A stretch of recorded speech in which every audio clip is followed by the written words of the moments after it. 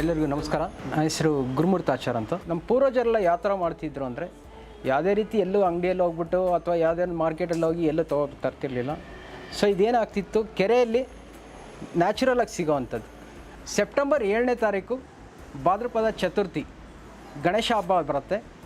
So ಇದು ಗಣೇಶನ ಮೂರ್ತಿಯನ್ನು ಮಾಡಿಬಿಟ್ಟು ನಿಮ್ಮ ಮನೆಯಲ್ಲೇ ಪೂಜೆ ಮಾಡಿ ವಿಸರ್ಜನೆ ಮಾಡೋವಂಥದ್ದು ಮಾಡಿದ್ರೆ ಎಲ್ಲರಿಗೂ ಒಳ್ಳೆಯದು. ಆಮೇಲೆ ಪ್ರಕೃತಿಗೂ ತುಂಬ ಒಳ್ಳೆಯದಾಗುತ್ತೆ. ಸೊ ದಯವಿಟ್ಟು ಇದನ್ನು ನೋಡಿಕೊಂಡು ನೀವು ಮನೆಯಲ್ಲಿ ಮಾಡ್ಕೋಬೋದು.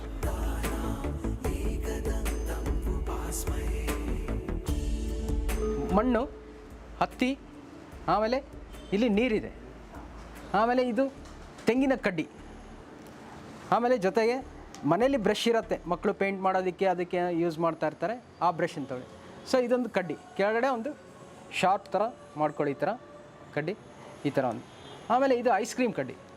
ಸೊ ಇದು ಐಸ್ ಕ್ರೀಮ್ ಕಡ್ಡಿ ನೀವು ಎಲ್ಲರಿಗೂ ಸಾಮಾನ್ಯವಾಗಿ ಸಿಗುತ್ತೆ, ಅಥವಾ ಫ್ಯಾನ್ಸಿ ಸ್ಟೋರಲ್ಲಿ ಎಲ್ಲ ಕಡೆಯೂ ಸಿಗುತ್ತೆ. ಸೊ ಇದಿಷ್ಟನ್ನು ಬೇಕಾಗಿರುತ್ತಂಥ ವಸ್ತುಗಳು. ನಾನು ಇಲ್ಲಿ ಕೆಲವೊಂದು ಏನು ಅಂದರೆ, ದೊಡ್ಡವ್ರು ಕೂತಾಗ ಮಾತ್ರ ಈ ಥರ ಶಾರ್ಪ್ ಎಡ್ಜಸ್ ಇರೋದನ್ನು ಮಾತ್ರ ಯೂಸ್ ಮಾಡಿ.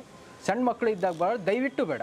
ಫಸ್ಟು ಇಲ್ಲ ಅಂದರೆ ಇದು ಮಾತ್ರ ಯೂಸ್ ಮಾಡಿ, ಈ ಥರ ಐಸ್ ಕ್ರೀಮ್ ಕಡ್ಡಿಯನ್ನು. ಜೊತೆಗೆ ಕೈ ಒರೆಸ್ಕೊಳ್ಳೋದಕ್ಕೆ ಒಂದು ಬಟ್ಟೆ ಇಟ್ಕೊಳ್ಳಿ. ಹತ್ತಿ ಏನಕ್ಕೆ ಮಿಕ್ಸ್ ಮಾಡ್ತಿದ್ದೀನಿ ಅಂತ ಹೇಳಿದ್ರೆ, ಬಿರುಕು ಬಿಡಬಾರ್ದು ಅಂತೇಳಿ ಹತ್ತಿಯನ್ನು ಮಿಕ್ಸ್ ಮಾಡ್ತೀನಿ. ಇದೇನು ಅಂದರೆ ಮಧ್ಯದಲ್ಲಿ ಈ ಥರ ಸೇರಿಸಿದ್ರೆ ಸಾಕು. ಈ ಮಣ್ಣಲ್ಲಿ ಮಧ್ಯದಲ್ಲಿ ಸೇರಿಸೋದ್ರಿಂದ ಏನಾಗುತ್ತೆ, ನಾವು ಬಿರುಕು ಬಿಡೋದನ್ನು ಸ್ವಲ್ಪ ಅವಾಯ್ಡ್ ಮಾಡ್ಬೋದು. ಇಷ್ಟು ಒಳಗಡೆ ಈ ಥರ ಮಿಕ್ಸ್ ಮಾಡ್ಕೊಳ್ಳಿ, ಚೆನ್ನಾಗಿ ಒಳಗಡೆವರೆಗೂ ಮಿಕ್ಸ್ ಆಗಲಿ ಇಷ್ಟು. ಸೊ ಈ ಥರ ಒಂದು ಶೇಪ್ ಸಿಗುತ್ತೆ ನಮಗೆ. ಸುಮಾರು ನಾನು ಇಲ್ಲಿಂದ ಒಂದು 2 kg ಅಷ್ಟು ಮಣ್ಣು ತೊಗೊಂಡಿದ್ದೀನಿ. ಇದರಲ್ಲಿ 5 ಸಮ ಭಾಗ ಮಾಡ್ತೀನಿ ನಾನು. ಸೊ ಇಲ್ಲಿ 5 ಭಾಗ ನಮಗೆ ಮಣ್ಣಿನ ಗುಂಡೆ ಸಿಕ್ಕಿದೆ. ಒಂದು ಮರದೊಂದು ಪ್ಲೇವುಡ್ ತೊಗೊಳ್ಳಿ, ಆಯಿತಾ. ಮೊದಲನೇ ಭಾಗದಲ್ಲಿ ಏನು ಮಾಡ್ತೀನಿ, ಒಂದು ಎಲೆ ಅಂದರೆ ಲೀಫ್ ಆ ಥರ ಶೇಪಲ್ಲಿ ಒಂದು ಈ ಥರ ಒಂದು ಕೆಳಗಡೆ ಪೀಠ ಮಾಡ್ಕೊಳ್ತೀನಿ. ಸೊ ಕೆಳಗಡೆ ಮಣ್ಣು ಕೊಟ್ಟಾದಮೇಲೆ ಅದನ್ನು ಪ್ರಾಪರಾಗಿ ಅಂಟಿಸ್ಕೊಳ್ಳಿ. ನೀರಲ್ಲಿ ಕಡ್ಡಿ ತೊಗೊಂಡು ಇದೆರಡನ್ನು ಜಾಯಿಂಟ್ ಮಾಡ್ತೀನಿ ನಾನು. ಸೊ ಇದಿಷ್ಟು ನಮಗೆ ಒಂದು ಎಲೆ ಆಕಾರದಲ್ಲಿ ಒಂದು ಪೀಠ ಮಾಡ್ಕೊಂಡಿದ್ದೀನಿ ನಾನು. ಸೊ ಸೆಕೆಂಡ್ ಪಾರ್ಟಲ್ಲಿ ನಾನು ಏನು ಮಾಡ್ತೀನಿ, ಇದು ಪೂರ್ತಿ ನಮ್ಮ ಗಣೇಶನಿಗೆ ದೇಹದಲ್ಲಿ ಯಾವುದು ದೊಡ್ಡ ಆಕಾರ ಇರುತ್ತೆ ಅಂದರೆ ಹೊಟ್ಟೆ ತುಂಬ ದೊಡ್ಡದಿರುತ್ತೆ. ಸೊ ಅದಕ್ಕೋಸ್ಕರ ನಾನು ಸ್ವಲ್ಪ ದಪ್ಪ ಮಾಡ್ಕೊಳ್ತೀನಿ ಹೊಟ್ಟೆ. ನಿಮ್ಮ ಕೈನ ಈ ಭಾಗನ ಯೂಸ್ ಮಾಡಿಕೊಂಡು ನೋಡಿ ನಾನು ಯಾವ ಥರ ಮಾಡ್ಕೊಳ್ತೀನಿ ಶೇಪು. ಇಲ್ಲಿ ಒತ್ತುತ್ತಾ ಹೋಗ್ತೀನಿ. ಇದು ಮೇಲ್ಗಡೆ ಚೆಸ್ಟ್ ಅಂದ್ಕೊಡಿ, ಹೊಟ್ಟೆ ಭಾಗ ಮತ್ತು ಎದೆ ಭಾಗ, ಇದಿಷ್ಟು ಚೆಸ್ಟ್. ಇಷ್ಟನ್ನು ಏನು ಮಾಡ್ತೀನಿ, ಇಲ್ಲಿ ಹಿಡಿತೀನಿ. ಇವಾಗ ಏನು ಬೇಕಾಗುತ್ತೆ, 2 ಕಾಲು ಬೇಕಾಗುತ್ತೆ. ಥರ್ಡ್ ಪಾರ್ಟ್ ಏನಾಗುತ್ತೆ ಅಂದರೆ, ಇದರಲ್ಲಿ ಮತ್ತೆ ನಾನು ಡಿವೈಡ್ ಮಾಡ್ಕೊಳ್ತೀನಿ. ಅರ್ಧ ಭಾಗ ಕರೆಕ್ಟಾಗಿ ಕಟ್ ಮಾಡ್ಕೊಳ್ತೀನಿ ಸೆಂಟ್ರಲ್ಲಿ. ಇನ್ನು ಐಸ್ ಕ್ರೀಮ್ ಕೋನ್ ಬರುತ್ತಲ್ಲ ಆ ಶೇಪಲ್ಲಿದ್ದರೆ ಸಾಕು ನಮಗೆ. ಮೊಣಕಾಲು ಇಲ್ಲಿಂದ ಪಾದ, ಇದಿಷ್ಟನ್ನು 3 ಇದೊಂದರಲ್ಲೇ ಬಂದೋಗುತ್ತೆ. ಕೆಳಗಡೆ ಸ್ವಲ್ಪ ಪ್ರೆಸ್ ಮಾಡ್ಕೊಳ್ಳಿ.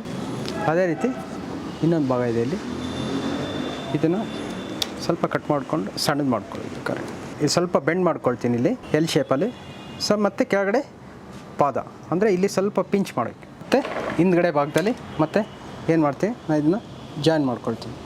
ಪ್ರತಿ ಸರಿ ಯಾವ ಸಪ್ರೇಟ್ ಮಾಡ್ತೀರೋ ಆವಾಗ ಅಲ್ಲಲ್ಲೇ ಜಾಯಿನ್ ಮಾಡ್ಕೊಂಬಿಡಿ. ಸೊ 4ನೇ ತೊಗೊಂಡಿದ್ದು ಏನು ಮಾಡ್ತೀನಿ, ಇದರಲ್ಲಿ ಇಷ್ಟು ಬೇಕಾಗಲ್ಲ, ಇದರಲ್ಲಿ ಒಂದು 60% 70% ತೊಗೊಂಡ್ರೆ ಸಾಕು. ಸೊಂಡ್ಲು ಮತ್ತು ಮುಖ 2 ಇದು ಹಿಂದ್ರಲ್ಲೇ ಇದೊಂದೇ ಪಾರ್ಟ್ನಲ್ಲಿ ಮಾಡ್ಬೋದು. ಕಡ್ಡಿ ಸೇರಿಸಿದಾಗ ಏನಾಗುತ್ತೆ, 2 ನೀಟಾಗಿ ಜಾಯಿನ್ ಆಗುತ್ತೆ. ಸೊ ಇವಾಗ ಎಲ್ಲೂ ಬೀಳೋಂಥ ಚಾನ್ಸಸ್ ಇಲ್ಲ, ಗಟ್ಟಿ ಕೂರುತ್ತೆ. ನಾನು ಬಲಗಡೆ ತಿರುಗಿಸ್ತಾ ಇದ್ದೀನಿ. ಸ್ವಲ್ಪ ಮಣ್ಣನ್ನು ತೊಗೊಂಡು ಇಲ್ಲಿ ಹಿಂಬದಿಯಲ್ಲಿ ಮತ್ತೆ ಜಾಯಿನ್ ಮಾಡ್ಕೊಳ್ತೀನಿ 2. ಇದರಲ್ಲಿ ಸ್ವಲ್ಪ ಮಣ್ಣನ್ನು ನಾನು ತೊಗೊಳ್ತೀನಿ ಅಂದರೆ ಇಷ್ಟು ಕೈಗೆ.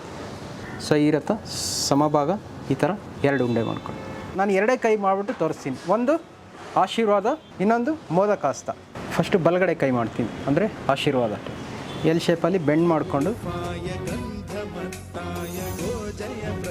ಸೊ ಆಶೀರ್ವಾದ ಕೈ ಇಲ್ಲಿ ಆಗಿ ಹೋಗಿದೆ. ಎಡಗೈ ಈ ರೀತಿ ಬರುತ್ತೆ. ಮತ್ತು ಅದೇ ಎಲ್ ಶೇಪಲ್ಲಿ ನಾನು ಏನು ಮಾಡ್ತೀನಿ, ಬೆಂಡ್ ಮಾಡಿಕೊಂಡು ಕೈ ಈ ರೀತಿ ಬರಲಿ ಅಂತ ಸ್ವಲ್ಪ ಅದೇ ರೀತಿ ಕೆಳಗಡೆ ಪಿಂಚ್ ಮಾಡ್ತೀನಿ ಅಂತ. ಅಂದರೆ ಕೈ ಈ ರೀತಿ ಇರಬೇಕು ಮೋದಕ ಇಡೋದಕ್ಕೆ. ಇದಕ್ಕೆ ಒಂದು ಪಂಚೆ ಮತ್ತು ಶಲ್ಯ ಹಾಕೋಣ. ಇದಕ್ಕೆ ಇವಾಗ ಪಂಚೆ ಶಲ್ಯ ಯಾವ ರೀತಿ ಮಾಡ್ಕೊಳ್ಳೋದು ಅಂದರೆ ತುಂಬ ಈಸಿ ಮೆಥಡ್. ಇಷ್ಟು ಮಣ್ಣು ತೊಗೊಂಡು ಚೆನ್ನಾಗಿ ರೋಲ್ ಮಾಡ್ಕೊಳ್ಳಿ.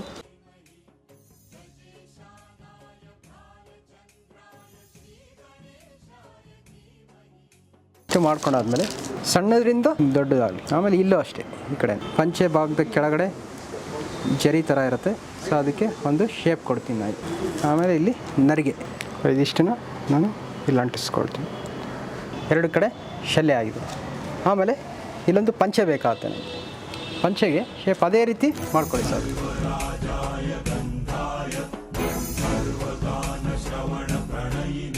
ಎಷ್ಟು ಇಲ್ಲಿ ಪಂಚೆ ಆಯಿತು ಮುಂದ್ಗಡೆ. ಆಮೇಲೆ ಕೆಳಗಡೆ ಕಚ್ಚೆ ಬರುತ್ತೆ. ಇದಿಷ್ಟು ಇಲ್ಲಾಯಿತು. ಇಲ್ಲೇನು ಮಾಡ್ತೀನಿ, ಕೆಳಗಡೆ ಇಲ್ಲಿ ಅಂಟಿಸ್ತೀನಿ. ಇಲ್ಲಿ ಕ್ರೌನು ಇಲ್ಲಿ ಎತ್ತರ ಬರುತ್ತೆ. ಆಮೇಲೆ ಇಲ್ಲಿಂದ ಹಿಂಗೆ ಡೌನ್ ಆಗಿಬಿಟ್ಟು ಹಿಂಗೆ ಕೆಳಗಡೆ ಹೋಗುತ್ತೆ. ಮತ್ತು ಇಲ್ಲಿ ಡೌನ್ ಆಗಿಬಿಟ್ಟು ಕೆಳಗಡೆ ಹೋಗುತ್ತೆ. ಅದೇ ರೀತಿ ನಾನು ಮಾಡ್ಕೊಳ್ತೀನಿ. ಇದು ಸೆಂಟ್ರಿಗೆ ಇಟ್ಬಿಟ್ಟು ಕೂರಿಸ್ಕೊಳ್ಳಿ. ಇದನ್ನು ಕಿವಿನೂ ತುಂಬ ಈಸಿ ಮೆಥಡಲ್ಲಿ ಹೇಳ್ಕೊಡ್ತೀನಿ, ನೋಡ್ಕೊಳ್ಳಿ. ಇಲ್ಲಿ ಈ ಕಡೆ ಒಂದು ಸೈಜು, ಈ ಕಡೆ ಒಂದು ಸೇಮ್ ಸೈಜ್ ಬರುತ್ತೆ. ನಾನು ಇದರಲ್ಲಿ ಎರಡನ್ನೂ ಒಟ್ಟಿಗೆ ಮಾಡ್ಕೊಳ್ತೀನಿ. ನಾನು ಇದರಲ್ಲಿ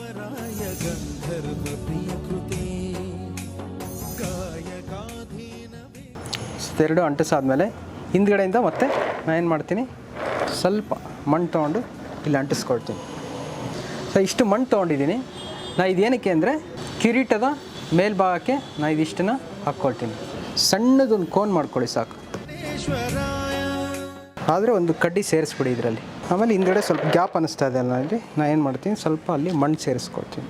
ಕಡ್ಡಿನ ಯೂಸ್ ಮಾಡಿಕೊಂಡು ನಾಮ ಇದೆಯಲ್ಲ ಇಲ್ಲಿ ಸೆಂಟ್ರಲ್ಲಿ ಇಟ್ಕೊಂಡು ಒಂದು ನಾಮ ಹೇಳ್ತೀನಿ. ಅದೇ ರೀತಿ ಕೈ ಬೆರಳು.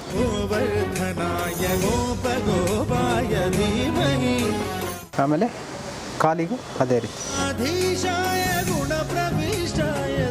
ದಂತ ಎರಡನ್ನ ಈ ಥರ ಸಣ್ಣ ಸಿಲಿಂಡ್ರಿಕಲ್ ಶೇಪ್ ಮಾಡ್ಕೊಳ್ಳಿ. ಎಡಭಾಗದಲ್ಲಿ ಅರ್ಧ ಕಟ್ಟಾಗಿರುತ್ತೆ, ಇಷ್ಟನ್ನು ಇಲ್ಲಿ ಪ್ರೆಸ್ ಮಾಡ್ಕೊಳ್ತೀವಿ. ಬಲಭಾಗದಲ್ಲೂ ಸ್ವಲ್ಪ ಮಣ್ಣು ತೊಗೊಂಡು ಇಷ್ಟನ್ನು ಇಲ್ಲಿ ಪ್ರೆಸ್ ಮಾಡ್ಕೊಳ್ತೀವಿ. ಕೊನೆಗೆ ಇಷ್ಟು ಉಳಿದಿದೆ ಈ ಮಣ್ಣು, 5ನೇ ಭಾಗ. ಸೊ ಅದನ್ನು ಏನು ಮಾಡ್ತೀನಿ, ಸ್ವಲ್ಪ ದೊಡ್ಡದು ಬೇಕಾಗುತ್ತೆ. ಯಾಕಂದರೆ ಶೇಪ್ ನೋಡಿ ಇಲ್ಲಿ ಇಷ್ಟು ಬರಬೇಕು, ಈ ಥರ ಬರಬೇಕು ಪ್ರಭಾವಳಿ. ನನ್ನ ಕಣ್ಣಿಗೆ ನೇರವಾಗಿ ನಾನು ಹಿಡ್ಕೊಂಡು ನಮ್ಮ ಕಣ್ಣನ್ನು ಮಾಡ್ತೀನಿ.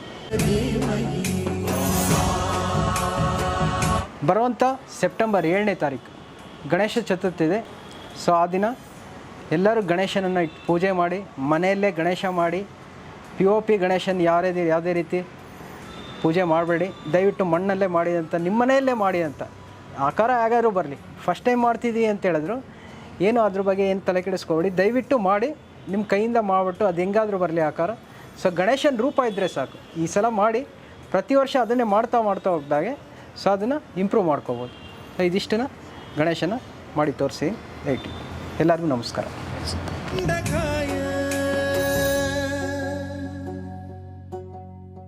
गीतसाराय गीततत्त्वाय गीतगोत्राय